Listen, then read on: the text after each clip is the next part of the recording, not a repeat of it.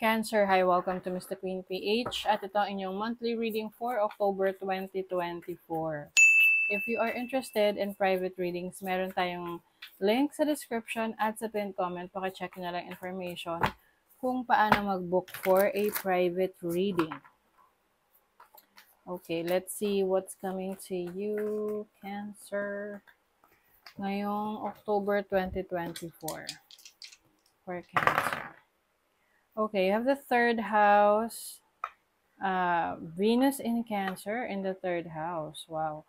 So Venus is the planet of love, planet of money, and it's in your third house. So I think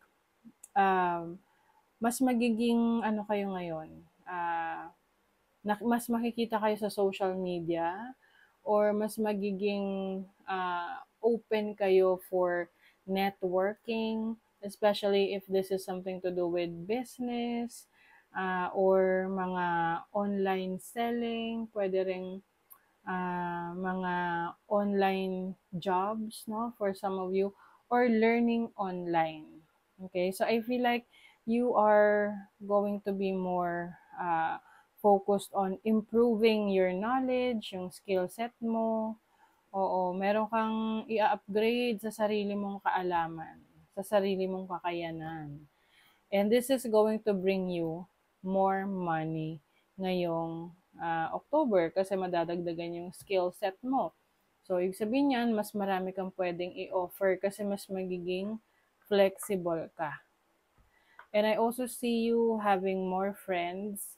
Pwedeng may mga bago kang makikilalang connections na magiging importante rin sa'yo in the future, especially if you are planning to start a business or palawakin pa yung iyong mga nasimula na negosyo, kung may negosyo ka na, or even your connection. Kahit na wala kang negosyo, yung connection mo lang, yung network mo, this is going to be helpful sa'yo sa pagpapaunlad ng career mo or trabaho mo.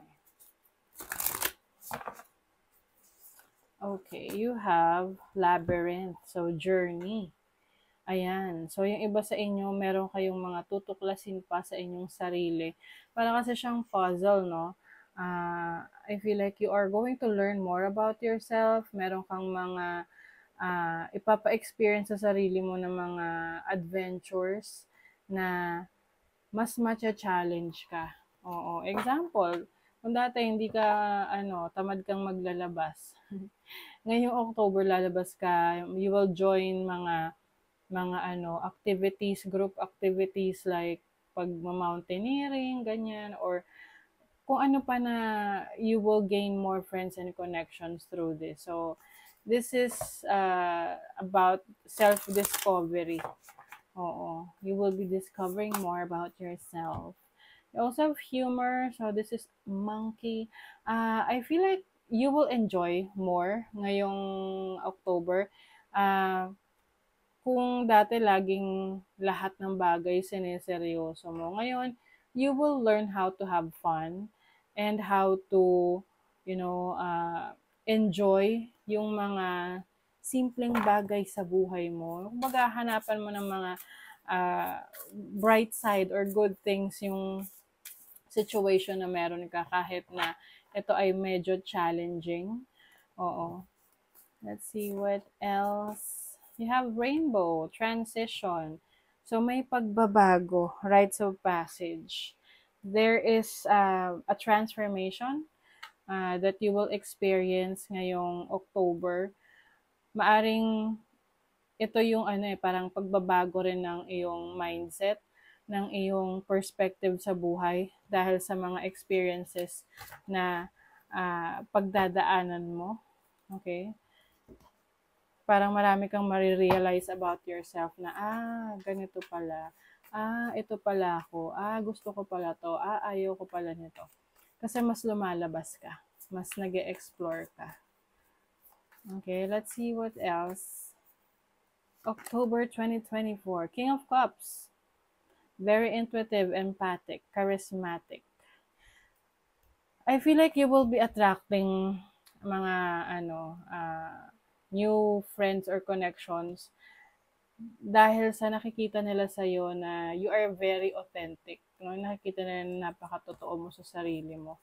And you have this energy na pinapakita sa kanila na you are someone na mapagkakatiwalaan nila. Like someone na mapagsasabihan nila kahit ng mga sikreto nila. Ganon. So, very trustworthy. You also have the Ace of Pentacles, which is new beginnings. There's prosperity. Yung iba sa inyo, new work, new career, new endeavor, new business na magsisimula. Pwedeng yung iba sa inyo may investment sa real estate properties, like bibili kayo ng bahay, lupa, na pwede nyong pagkakitaan. You have the Eight of Pentacles.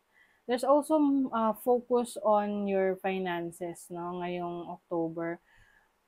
Parang meron kang pag-iipunan, ngayong October. And I think, mas may inspire ka na magtrabaho dahil dito sa gusto mong pag-ipunan.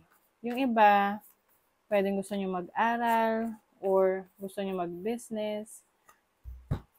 You have the Hermit. You are healing. So, kung kayo ay nanggaling sa isang situation na, alam niyo na, medyo painful or traumatic for you, ngayong October, this is also the month for you to connect with yourself, no? Magkaroon ng peace and quiet na situation with your surroundings. So, kumbaga, kung meron ka mang mga bagong friends, connections, you will make it a point na ikaw, meron kang oras para sa sarili mo. Na may katahimikan.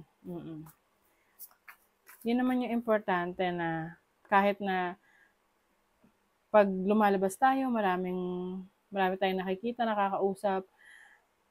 But at the end of the day, meron ka pa ring oras para sa sarili mo to meditate, to contemplate, to reassess your situation. Para alam mo kung ano yung mga bagay na pwede mo pang i-improve sa sarili mo. And then your money, career, finances. Two of Pentacles. Very busy yung October for you. Pwedeng meron kayong pagsasabayan na trabaho, business, or source of income. Lalo na, di ba, ngayon, pag mga Burr months kasi, ito yung sinasabi nila na mas magandang magnegosyo kasi yung mga tao mas gusto nilang bumibili ngayon. So, some of you, mababalansan nyo rin yung needs nyo, yung mga pangangailangan nyo versus doon sa kinikita ninyo. Kaya, yung iba, magkakaroon ng multiple sources of income. Sa love life, you have the Justice card, which is balance again. Equality. This is also truth. So, kung meron kang decision-making na kailangan gawin ngayong October, pagdating sa relationship, makakapag-decide ka ng best for you. Kasi, ibig sabihin niya, meron kang clarity. Alam mo kung ano yung gusto mo, ano yung ayaw mo, ano yung plans mo, and your decision will be aligned dun sa mga future plans mo. Kumbaga, parang nagkaroon ka ng clarity sa iyong relationship na, okay, gusto ko na tong taong to, or siya na talaga, or maaring i-reassess mo na masaya ba ako dito sa relationship na to? Ganon. Okay? You're also going to focus on your health, no? Pwedeng kayo ay may mga gagawing mga check-ups, ngayong October. Or this can be, yung practicing self-love, self-care na meron kang ipapaayos sa sarili mo, yung hair mo, magpapariband. Di ba uso yung mga ganyan? Usually pag may 13th month pay. Or magkakaroon ka ng glow up or upgrade. You also have Jupiter in Virgo in the 6th house, which is about patience. Jupiter is the planet of expansion. So I think mas magiging maingat ka sa mga gagawin mo, or meron kang, kasi ang Virgo energy, someone na very detailed, no? detalyado siya, detail-oriented person, hindi basta-basta nagde-decide ng hindi napag-iisipan. So, possible na pagdating sa workplace, maaring ikaw ay magiging maingat sa decision mo sa trabaho mo or kung saan mo gustong dalhin yung trabaho mo. Kasi minsan 'di ba napasok tayo sa work tapos hindi natin alam kung ano yung plano natin, kung magsi-stay ba tayo doon 2 years, 10 years from now. So ngayon, it's like pinaplano mo kung hanggang saan ka. Oo. And you also have Moon in Libra in the 7th house. Relationship. So, malaking focus sa relationship para sa inyo ngayong October. This can be partnership. Maaring meron kayong patatatagin na relationship. Parang yung iba magsa-sign ng contract, business partnership, yung iba naman papasok sa isang serious commitment. Okay, key build Tukan. Take time out for fun. Yes, ito yung sinasabi ko sa inyo kanina na lalabas kayo para makapag-enjoy. Oo. Siyempre, kasama rin yan sa ating buhay. Yung paminsan-minsan tayo nalabas at nag-enjoy sa buhay. Okay? So, that is your reading, Cancer. Thank you so much. Bye.